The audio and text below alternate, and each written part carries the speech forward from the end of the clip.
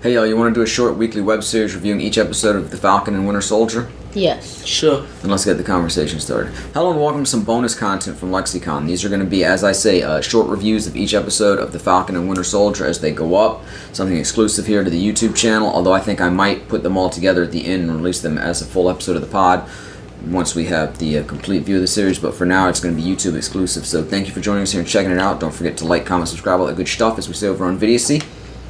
And let's get right into it. Initial thoughts on the first episode of Falcon and Winter Soldier? Pretty good. Yeah, pretty good. Okay, well, thanks for coming to the review. I expected a little more than that. Well, just my plain thoughts would be pretty good. I didn't know how much detail you wanted. I thought it was fine. I didn't think it was enough to hook me if I wasn't already in. You know? I was along for the ride because it's another Marvel property and I like the characters and I want to see what we're doing in Phase 4. But if you're not... Is it Phase 4 or Phase 5? I don't know. I think we're starting Phase 4. Yeah. But the new phase, I want to, keep up. So I was into it from the start. It did nothing to turn me away since I'm already into it, but it did nothing to bring me in if I wasn't into it. Yeah. It was a slow start. That's sort of the code word for this episode. That's code exactly phrase. how I feel. Like it's probably gonna get better, but right now it's kind of slow. And I don't think that's necessarily a bad thing either. No. It'll just. It's just one episode at a time. We just have to wait and see how it goes. WandaVision teased out the mystery a little bit, but we got we knew something was going on. Yeah. And we got a little tease of it at the end of the first episode, and then we got a little more with the second episode, which both went up at the same time. So I felt like WandaVision got running faster, and of course it was into its gimmick right away, and it was off and running. So this show's definitely teasing it out much more slowly. Yeah. And not quite as action-oriented as I thought it was going to be, although, in retrospect, there was a good bit of action in the first episode. So, probably as much action as I expected, or close to it, but just the way it took place was sort of unexpected. Yeah. Spoilers, of course. Yes. And we'll put that in the description as well, but, Sam and Bucky aren't even together right now. They're completely separated, don't seem to have any contact. Yeah. And, this episode definitely, and perhaps the whole series, seems to have a case of what a lot of Hollywood properties seem to have in the last few years, where they're resetting things and pulling things back. Uh-huh. At the end of Endgame, we had Sam getting the shield, and it looked like he and Bucky were going to go on to the next chapter of whatever. We didn't necessarily know they were going to be a team or anything until we got the previews for Falcon and Winter Soldier, but still, it looked like they were in one place, and now it's like we're taking a step back. Like, Sam doesn't want the shield, and Bucky's still dealing with his demons that we thought he'd already worked out in Wakanda. And so it seems like they're pulling them back. I just hope this isn't a case like WandaVision was, where we go through a whole series just to get characters to where we already expected them to be, or maybe just slightly further. Yeah. Like, I hope this isn't 5.5 hours just to get Sam to officially be the new Captain America now. And it's like, I thought we already had that. Yeah, and 5.5 hours to finally get Bucky over some of the traumas of his past. I thought we already had that. I thought he worked that out in Wakanda. Yeah. I do like the way they referenced that, where he was like, I had some peace in Wakanda, but then it was right back into another war. And look, I want to say, dude, I'm fine with characters having setbacks. Yeah. I get that's part of life, but I get tired of like, hey, we think these characters have gotten to one place, and no, they're not really there yet. And, then we have to get back there. Sort of like when you get Star Wars The Force Awakens, and after 20 years, we think these characters have established something and really built something, and nah, not really, they're all fucked up again. It's like, really? Yeah. And that's just kind of a letdown, but we don't know where it's going to go. Like I say, I know the trailer sort of teased Sam not taking up the mantle yet, and maybe that's going to be the case, and maybe it's going to take the whole series, but maybe a couple episodes in, he's pretty much taking up the shield and working his way into it. Okay, I'm Captain Falcon now, but I have Falcon. I gotta learn exactly what that means and how I fit in now. So we'll see where it goes, but I'm cautiously optimistic. Reasonable. I do say I hated Bucky's therapy session.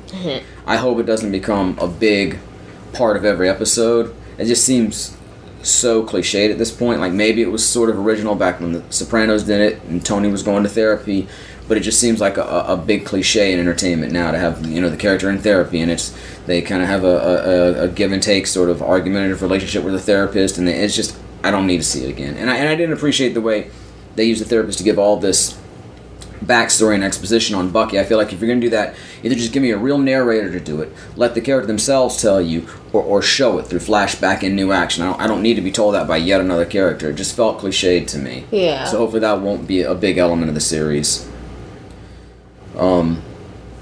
I don't mean to be hogging the mic. Anybody got anything else? Good. I don't have a whole lot. We got to meet Sam's family, his sister, and his nephews, right? Yeah. She had 2 boys. Yeah. You got to see some of their family business, the Sam Wilson Bubba Gump Fishing Company. I'm sorry, I grew up with Forrest Gump. I can't help but think back to that, and I've never seen Forrest Gump.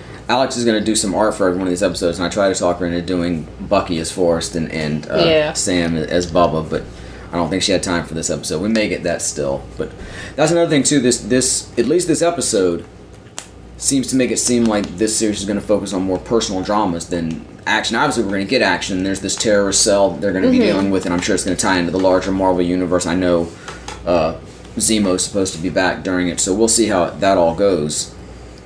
But it's going to be a little It heavy seems on like the it might be a little more drama. soap opera-ish, Yeah. like nighttime soap opera-ish, which could be good, could be bad. It's all about how they deal with it. Yeah. I think it'll probably be more of a mix between the two, if anything. I think it's going to still be fairly action-heavy.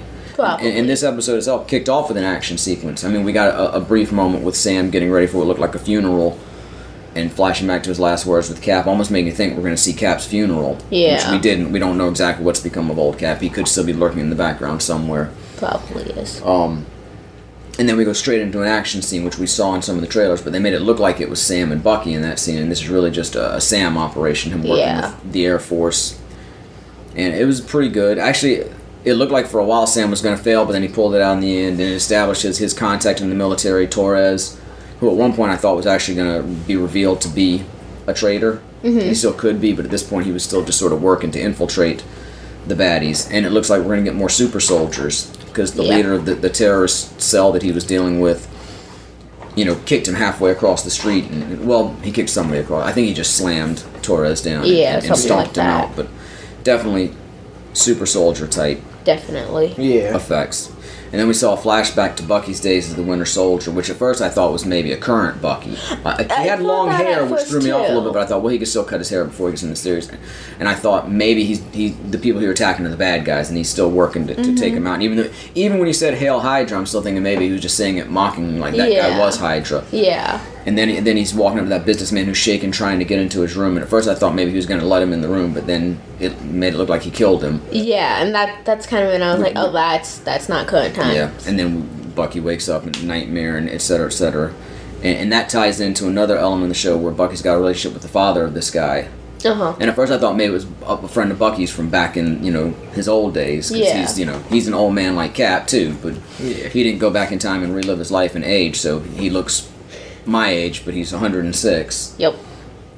Which they made, they played off his age when he's on a date with the young woman. She's like, how old are you? He's like 106, and she laughs. And, yeah, it's funny right now, I'm serious. We didn't say that to her. But yeah, he's got a relationship with the father of this guy that he killed in his Winter Soldier days. And we see, when he's with the Shrink, we see a flashback of him, quote, making his amends, but he's actually, taking care of some evil people that he put into place, for lack of a better expression. Uh-huh.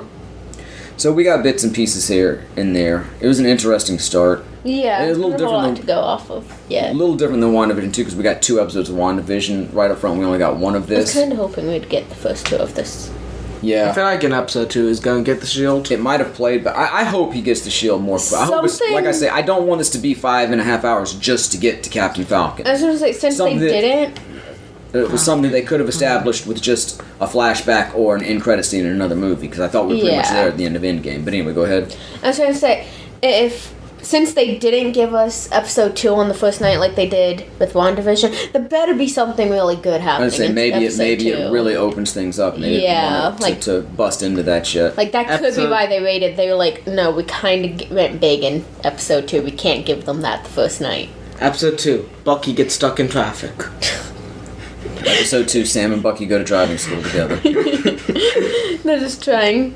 They're trying to get together or something. Just both stuck in traffic. Alright, well, yeah, like I say... Bucky gets stuck in traffic. Falcon just says screw it, flies to him, and now they're both stuck in traffic together, and that's the whole episode, just sitting in the car. Them sitting in the car talking. Yep. I lost that.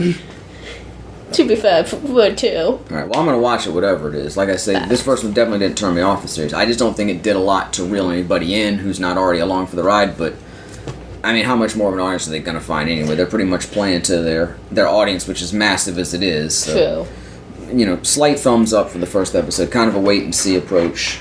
So hopefully we'll get some more in episode 2. I agree. Yeah.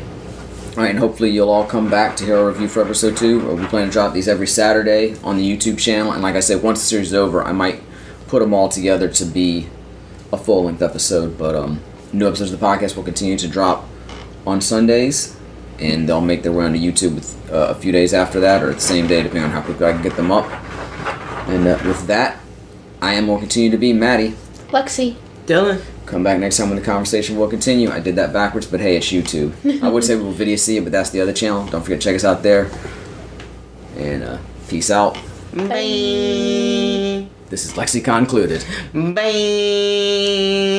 Forgot my outro for a second. Bye.